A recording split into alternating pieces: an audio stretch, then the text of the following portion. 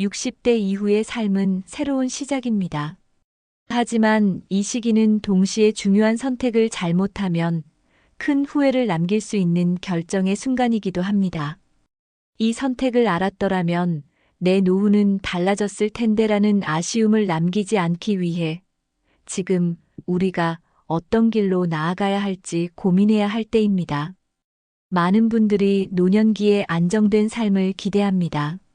하지만 현실은 우리가 잘못된 결정에 빠져드는 순간 그 기대가 산산조각 날 수 있다는 것을 보여줍니다. 지금도 수많은 어르신들이 재정 문제와 불필요한 스트레스, 그리고 잘못된 관계에서 오는 갈등으로 인해 평화로운 노후를 잃고 있습니다. 특히 통계에 따르면 노년기의 경제적 문제로 고통받는 가구가 점점 늘어나고 있고, 잘못된 장소나 관계에서 비롯된 갈등이 건강과 삶의 질을 심각하게 해치는 사례도 증가하고 있습니다. 이런 데이터를 보면 나도 예외가 아니라는 사실이 더 두렵게 다가오죠. 지금 이 순간 여러분의 선택이 인생 후반전을 바꿀 수 있습니다. 우리는 어떻게 더 현명하게, 더 평화롭게 살아갈 수 있을까요? 여러분의 노후를 안정적이고 풍요롭게 만들어줄 중요한 선택은 무엇일까요? 오늘 이 영상에서는 그 해답을 찾아볼 것입니다. 시청하시기 전에 이 영상이 여러분께 작은 깨달음과 변화를 줄 수 있다면 좋아요와 구독 그리고 알림 설정을 부탁드립니다. 그리고 이제 노년기 삶의 안정과 직결된 첫 번째 중요한 주제인 재정 관리에 대해 구체적으로 살펴보며 우리의 선택이 어떤 변화를 가져올지 이야기해 보겠습니다. 60대 이후 재정 관리는 단순히 돈의 문제가 아닙니다. 이는 우리의 안정과 신뢰를 지키는 핵심입니다. 이 시기에는 더 이상 재정적인 실수를 만회할 시간이 많지 않기 때문에 작은 실수 하나도 삶 전체에 큰 영향을 미칠 수 있습니다. 그래서 오늘 우리는 반드시 피해야 할 3가지 돈에 대해 이야기하려고 합니다. 먼저 부정한 돈입니다. 부정한 돈은 단기적인 이익처럼 보일 수 있지만 그 대가는 우리의 상상 이상으로 큽니다. 이는 단순한 금전적 손실을 넘어 명예, 신뢰, 그리고 삶의 기반을 송두리째 흔들 수 있습니다. 한 어르신의 사례를 살펴보겠습니다. 퇴직을 앞두고 있던 한 교사는 은퇴 후 안정적인 노후를 위해 투자할 돈이 필요했습니다. 그러던 중 오래 알고 지내던 후배가 관공서 공사 입찰 과정에서 도움을 주면 사례금을 지급하겠다며 제안을 했습니다. 교사는 큰 돈을 직접 주고받는 것이 아니었기에 이를 가벼운 호의라고 생각했고 도와주는 대가로 몇백만 원의 사례금을 받았습니다. 처음에는 아무 문제가 없었지만 이후 이 공사 과정에서 비리가 밝혀지며 사건에 연루되었고 그는 법적 처벌을 받게 되었습니다. 이후 그는 지역사회에서 신뢰를 잃었고 평생 가르친 학생들과 이웃들에게 부끄러워 얼굴을 들 수 없다고 말하며 고립된 삶을 살게 되었습니다. 특히 그의 가족들마저 이 사건으로 인해 경제적 어려움과 정신적 스트레스를 겪었습니다. 그는 결국 은퇴 후의 삶을 계획하기는커녕 법적 문제와 신뢰 회복이라는 무거운 짐을 짊어지게 되었습니다. 이 사례는 단기적인 이익을 위해 윤리와 정직을 저버릴 때 어떤 결과를 초래할 수 있는지를 명확히 보여줍니다. 부정한 돈은 단순히 법적 문제로 끝나는 것이 아니라 우리의 인간관계와 삶의 평온을 송두리째 무너뜨릴 수 있습니다. 어떤 상황에서도 윤리적 기준과 정직함을 유지하는 것이야말로 우리가 평생 지켜야 할 가치임을 잊지 말아야 합니다. 다음으로 남의 돈입니다. 남의 돈을 빌리거나 빌려주는 행위는 단순한 금전적 문제가 아닙니다. 이는 관계의 신뢰를 무너뜨리고 갈등과 상처를 남길 수 있습니다. 김 씨는 은퇴 후 평생 친구였던 이 씨와 자주 만남을 가지며 여유로운 노후를 즐기고 있었습니다. 어느 날 김 씨는 이 씨에게 급한 일이 생겼다며 도움을 요청합니다. 김 씨의 자녀가 사업을 시작하려 하는데 초기 자금이 부족하다는 것이었습니다. 김 씨는 몇 달 안에 자녀의 사업이 안정되면 반드시 갚겠다며 이 씨에게 돈을 빌려달라고 했습니다. 오랜 친구였던 이 씨는 처음에는 망설였지만 김 씨와의 신뢰를 바탕으로 결국 큰 금액을 빌려주었습니다.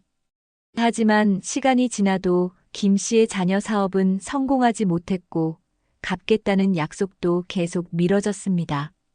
결국 이 씨는 돈을 받지 못한 채 큰 실망과 함께 관계를 정리하게 됩니다.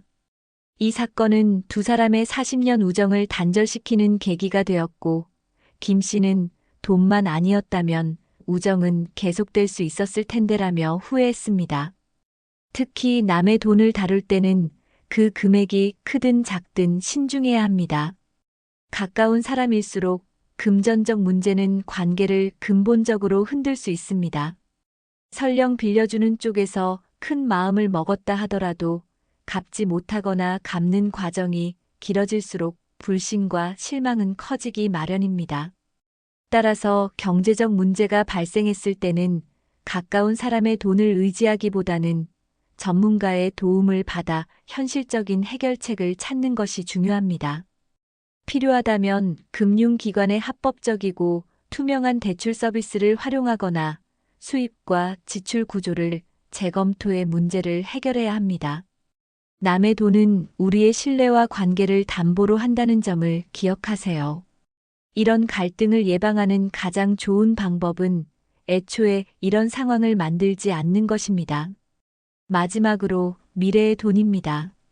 미래의 돈을 믿고 미리 사용하는 행동은 특히 고정된 수입이 적은 노년층에게 매우 위험한 선택입니다. 손에 쥐기 전에 당겨 쓰는 돈은 상환 계획이 없거나 현실을 벗어난 기대를 동반하기 때문에 심각한 재정적, 심리적 문제를 초래할 수 있습니다. 박 씨 부부는 은퇴 후 1년간 여행을 다니며 여유로운 시간을 보내는 것을 꿈꿨습니다.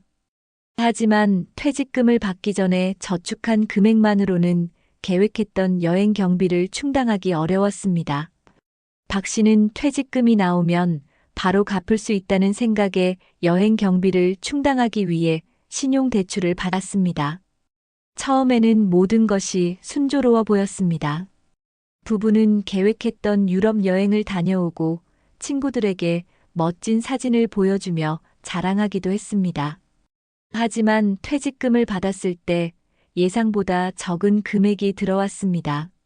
세금과 추가 공제 항목으로 인해 실제로 받은 돈은 계획했던 금액의 70% 수준에 불과했습니다. 예상과 다른 상황에 직면한 부부는 빌린 돈을 갚기 위해 다시 생활비를 줄여야 했습니다. 박 씨는 퇴직금만 믿고 대출을 받은 것이 큰 실수였다고 말하며 부부의 삶은 점점 긴축 재정 속으로 빠져들었습니다. 이후 상황은 더 나빠졌습니다. 빌린 돈의 상환 압박은 물론 대출금의 이자가 계속 쌓이면서 심리적 스트레스가 커졌습니다. 결국 부부는 아끼기 위해 자주 만나던 친구들과의 외출도 줄이고 좋아하던 취미 생활까지 포기해야 했습니다. 즐겁게 보내려고 한 선택이 오히려 우리 삶의 활력을 빼앗아갔다는 박 씨의 말처럼 미래의 돈을 미리 사용하는 것은 큰 대가를 치르게 만듭니다. 이 사례는 우리가 아직 손에 쥐지 않은 돈을 지나치게 믿을 때 발생할 수 있는 문제를 보여줍니다. 특히 노년기에는 예상치 못한 의료비, 생활비 등의 변수로 인해 계획했던 돈이 부족해질 가능성이 큽니다. 따라서 현실에 기반한 재정 계획이 중요합니다. 욕망에 흔들리기보다는 자신의 현재 상황을 정확히 분석하고 필요한 만큼만 소비하며 전문가의 조언을 활용해 합리적으로 재정을 관리하는 것이 필요합니다. 미래의 돈은 우리에게 약속된 것이 아니라 불확실한 가능성에 불과하다는 점을 항상 기억하세요. 현재의 선택이 미래를 결정짓는 만큼 당장의 즐거움을 위해 미래를 희생하지 않는 지혜로운 태도가 필요합니다. 다음으로는 우리가 반드시 피해야 할 장소에 대해 이야기해 보겠습니다. 어떤 공간들이 우리의 삶과 건강을 위협할 수 있을까요? 노년기의 평온과 건강을 지키기 위해서는 특정 장소들을 피하는 것이 중요합니다. 어떤 장소에서 시간을 보내느냐에 따라 우리의 재정적 안정, 건강, 그리고 인간관계가 크게 영향을 받을 수 있습니다. 오늘은 특히 주의해야 할 3가지 장소를 중심으로 알아보겠습니다. 먼저 도박장입니다. 도박장은 단순히 여가를 즐기는 장소가 아니라 삶의 기반을 흔들고 모든 것을 잃게 할 위험한 공간입니다. 서울에 거주하던 68세 이 씨는 은퇴 후 경제적으로 여유로운 편이었습니다. 그는 매달 받는 연금과 은퇴 전 모아둔 저축으로 소소한 취미 생활을 즐기며 지내고 있었습니다. 그러나 은퇴 후 느껴지는 일상의 무료함을 달래기 위해 친구의 권유로 경마장을 찾기 시작했습니다. 한두 번쯤은 괜찮겠지라는 생각으로 시작한 경마장은 처음에는 단순한 재미였습니다. 그는 적은 금액으로 베팅하며 소소한 용돈 벌이라는 느낌으로 즐겼습니다. 하지만 시간이 지나면서 점점 더 큰 금액을 베팅하기 시작했습니다.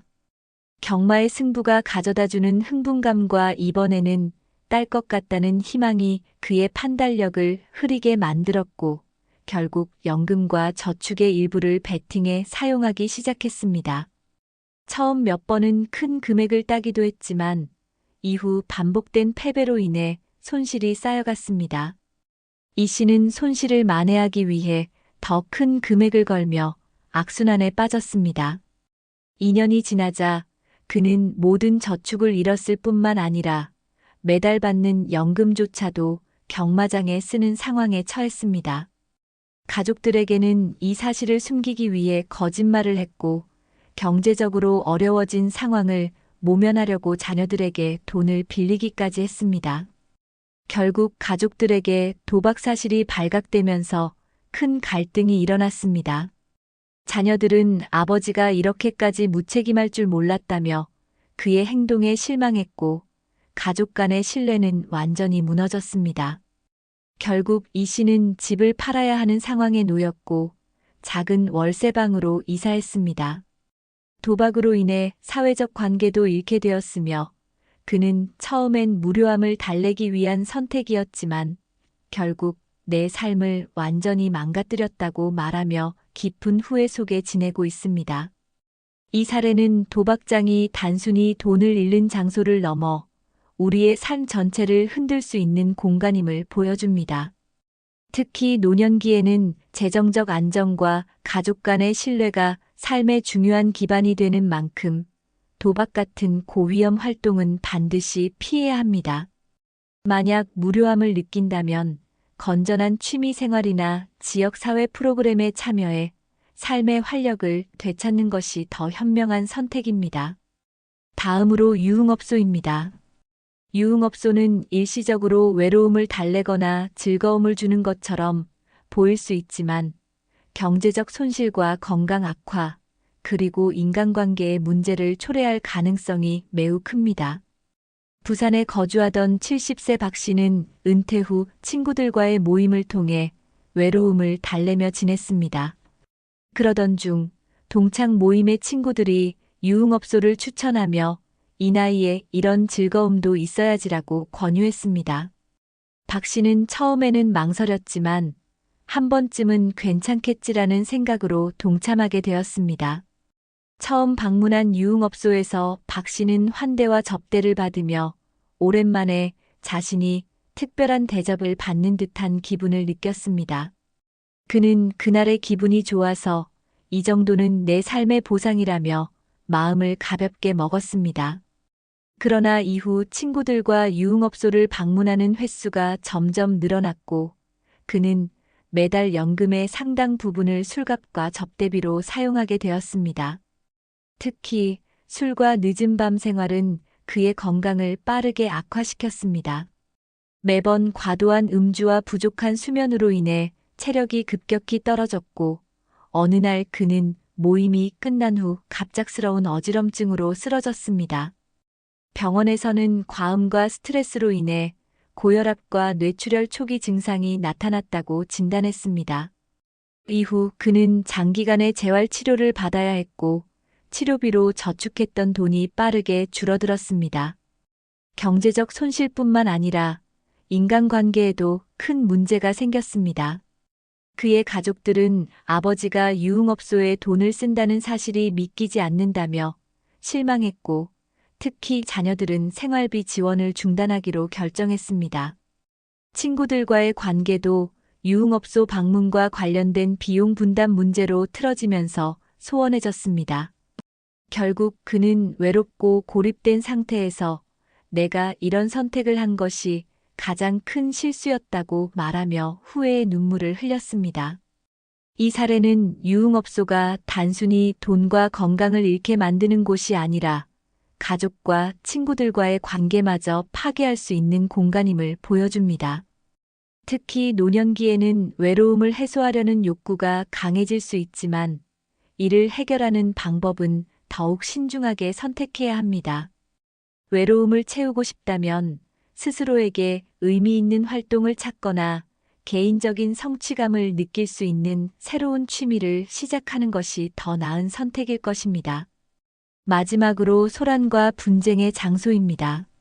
소란과 분쟁이 잦은 장소는 우리의 정신적 건강과 인간관계에 심각한 부정적인 영향을 줄 수 있습니다. 특히 노년기에는 이런 갈등이 삶의 안정과 평화를 위협할 수 있습니다. 광주에 거주하던 72세 이 씨는 은퇴 후 경로당을 자주 방문하며 시간을 보내곤 했습니다. 그는 평소 정치와 사회 문제에 관심이 많아 경로당에서 이와 관련된 대화를 나누는 것을 즐겼습니다. 하지만 이러한 대화는 곧 갈등의 씨앗이 되었습니다. 특정 정치 성향을 지지하던 다른 어르신들과 의견이 충돌하기 시작했고, 이는 단순한 대화에서 점차 큰 말다툼으로 번졌습니다. 처음에는 단순한 의견 차이로 넘겼지만 시간이 지날수록 갈등은 심화되었습니다. 다른 어르신들이 이 씨를 고집불통이라며 경계하기 시작했고, 그를 대화에서 배제하는 분위기가 조성되었습니다. 어느 날 경로당에서 열린 회의에서 심한 언쟁 끝에 그는 다른 회원들로부터 퇴장을 요구받게 되었습니다. 그저 내 생각을 말했을 뿐인데 이렇게까지 될 줄 몰랐다며 분노와 실망감을 느낀 이 씨는 경로당을 떠나게 되었습니다. 그 이후 그는 점점 사회적 고립감을 느끼기 시작했습니다. 가족들도 그의 갈등 이야기를 듣고 다른 사람들과 다투지 말고 조용히 지내라고 충고했지만 그는 이미 자신감을 잃은 상태였습니다. 결국 그는 우울증 증세를 보이기 시작했고 병원에서 상담과 약물 치료를 받아야 했습니다. 경로당에서의 갈등은 단순한 의견 충돌로 시작되었지만 그의 삶 전반에 걸쳐 부정적인 영향을 미쳤습니다. 이 사례는 노년기에 소란과 분쟁이 잦은 장소를 멀리하는 것이 왜 중요한지를 보여줍니다. 평화로운 장소에서 마음의 여유를 찾고 긍정적인 환경에서 시간을 보내는 것이 노년기의 안정과 행복에 필수적입니다. 자신의 의견을 강하게 주장하기보다 경청하고 공감하는 태도를 통해 갈등을 줄이는 것이 필요합니다. 다음으로는 우리의 삶에서 멀리해야 할 관계들에 대해 이야기해 보겠습니다. 어떤 관계가 우리를 지치게 하고 어떤 관계를 유지해야 삶을 더욱 평온하게 만들 수 있을까요? 피해야 할 관계는 노년기에 특히 신중하게 다뤄야 할 문제입니다. 잘못된 관계는 스트레스와 갈등을 유발할 뿐만 아니라 우리의 감정적 에너지를 소모시키고 삶의 질을 떨어뜨릴 수 있습니다. 이제 우리가 멀리해야 할 관계의 구체적인 사례를 통해 이 문제를 살펴보겠습니다. 먼저 이기적인 가족 친척과의 관계입니다. 이기적인 가족 친척과의 관계는 노년기에 큰 스트레스와 갈등을 유발할 수 있습니다. 특히 자신의 편의만을 추구하며 다른 사람의 감정이나 상황을 고려하지 않는 행동은 관계를 해치고 삶의 평화를 방해합니다. 서울에 거주하는 67세 윤 씨는 은퇴 후 집 근처에서 작은 텃밭을 가꾸며 조용히 지내고 있었습니다. 그런데 명절이나 가족 모임 때마다 그의 여동생은 윤 씨에게 가족 행사의 대부분을 맡기곤 했습니다. 오빠가 시간도 많고 힘도 있으니까 음식 준비랑 손님 맞이는 오빠가 해줘라는 말을 늘 입에 달고 살았습니다. 윤 씨는 처음에는 가족을 위해 돕는 것이 당연하다고 생각했지만 시간이 지날수록 여동생의 요구는 점점 더 과해졌습니다. 어느 명절에는 여동생이 이번에도 다 준비해줘. 나는 일이 있어서 못 가라며 윤 씨에게 전적으로 행사를 떠맡겼습니다. 윤 씨는 아침부터 저녁까지 명절 음식을 준비하고 친척들을 맞이하며 하루 종일 정신없이 보냈지만 여동생은 저녁 늦게 행사에 참석해 오빠 덕분에 편하게 보냈다는 말 한마디로 모든 일을 끝내버렸습니다. 이러한 상황이 반복되면서 윤 씨는 점점 불만이 쌓였습니다. 그는 여동생에게 이제는 나도 힘들다. 함께 나눠서 준비하자고 말했지만 여동생은 가족인데 그 정도도 못하냐며 오히려 윤 씨를 비난했습니다.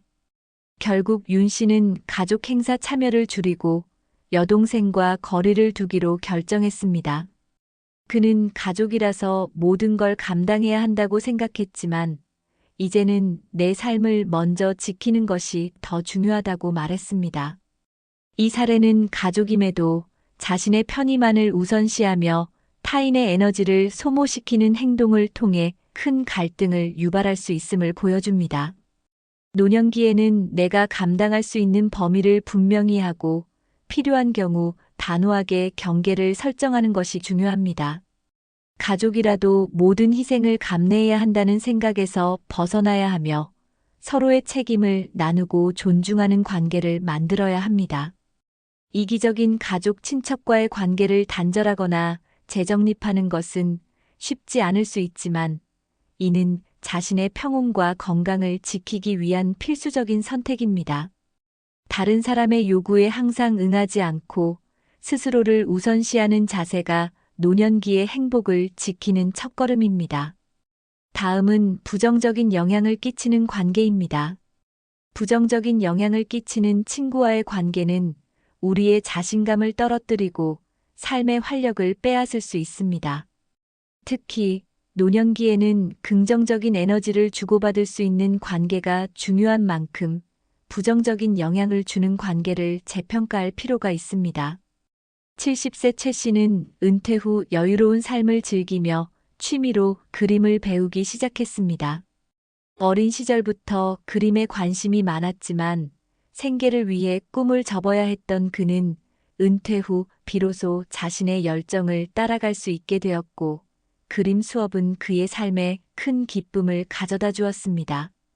그런데 오랜 친구였던 박 씨는 최 씨의 이 선택을 이해하지 못했습니다.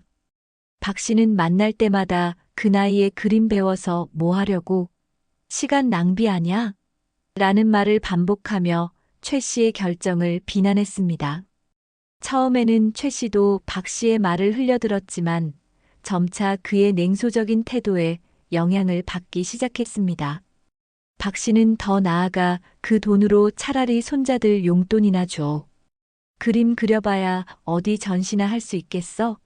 라며 부정적인 말을 서슴없이 했습니다. 최 씨는 박 씨의 비판을 들으면서 그림 수업에 대한 열정을 잃기 시작했습니다. 내가 이 나이에 이런 걸 시작하는 게 잘못된 건가?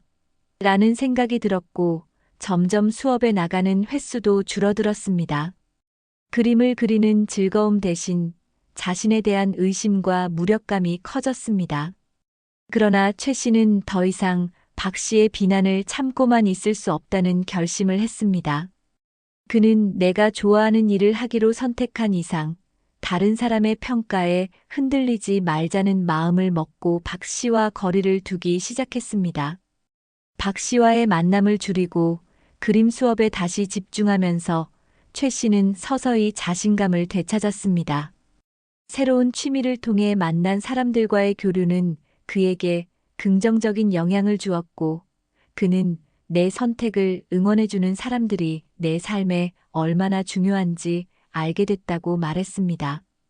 이 사례는 부정적인 영향을 끼치는 관계를 멀리하는 것이 자신의 삶을 지키는데 얼마나 중요한지를 보여줍니다. 노년기에는 자신의 선택과 행복을 존중하는 사람들과 시간을 보내는 것이 필요합니다. 다른 사람의 부정적인 의견에 휘둘리기보다는 자신이 진정으로 원하는 삶을 살아가는데 집중하는 것이 노후를 더욱 풍요롭고 의미 있게 만드는 길입니다. 마지막으로 지나치게 의존적인 관계입니다.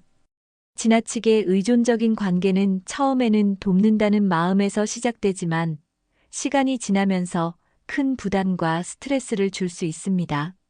노년기에는 자신의 감정적, 정신적 여유를 지키는 것이 중요하기 때문에 이러한 관계는 신중히 다뤄야 합니다. 경기도에 거주하는 73세 김 씨는 이웃에 사는 70세 박 씨와 오랜 친구처럼 지내왔습니다. 두 사람은 같은 아파트 단지에 살면서 자주 만나고 서로의 고민을 나누며 의지했습니다. 그러나 시간이 지나면서 박 씨는 김 씨에게 점점 더 의존하게 되었습니다. 박 씨는 자신의 일상적인 결정부터 감정적인 문제까지 모든 것을 김 씨와 상의하며 도움을 요청하기 시작했습니다.